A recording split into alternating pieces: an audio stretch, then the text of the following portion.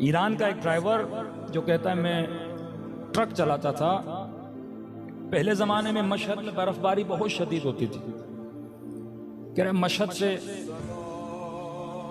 Truck चला के मैं तेहरान की तरफ जाना चाहता था, तो शदीद रास्ते में बर्फबारी हुई। इतनी बर्फबारी के जो गाड़ी के वाइपर थे वो भी काम करना तकरीबन छोड़ गए।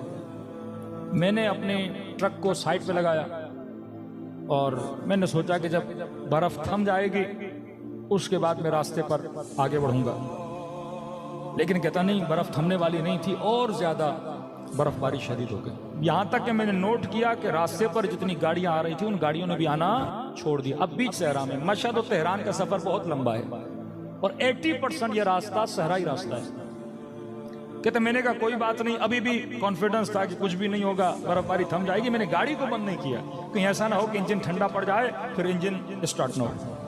लेकिन चंद मिनट के बाद मैंने देखा कि इंजन ने आवाजें करना शुरू कर दी, जैसे इंजन भारी हो गया है।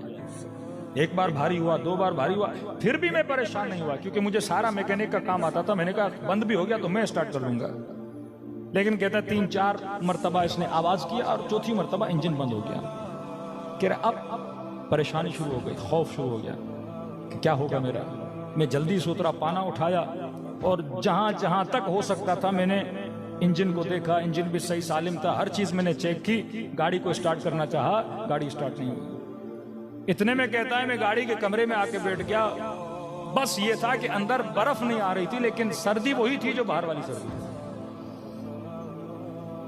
अब कहता है मौत की याद आने लगी मुझे।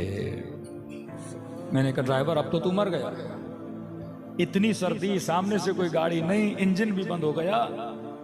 और आहिस्ता आहिस्ता मैंने महसूस किया कि मुझ पर गुनूद की तारी हो रही है। मैं समझ रहा था कि यह गुनूद की नींद की नहीं है, अगर आंख लगी तो यहां मैं मर जाऊंगा। कहा ना कहीं अपनी नस्लों के जहनों में इमामत के नजरिए को मजबूत करोगे तो ये बच जाएंगे। कहते अचानक किसी मजलिस में किसी मौलाना का जुमला सुना था कि शियो हम वो हैं जिनका इमाम जिंदा है।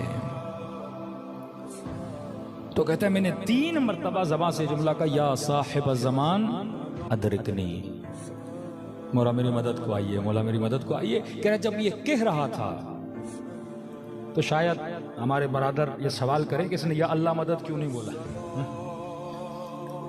कहता है मैंने ये नहीं बोला या अल्लाह मेरी मदद कर, मैंने कहा या साहिब ज़मान अदरिकनी। खुद ही कहता है, कहता मुझे शर्म आ रही थी कि मैं अल्लाह से मदद मांगूंगा।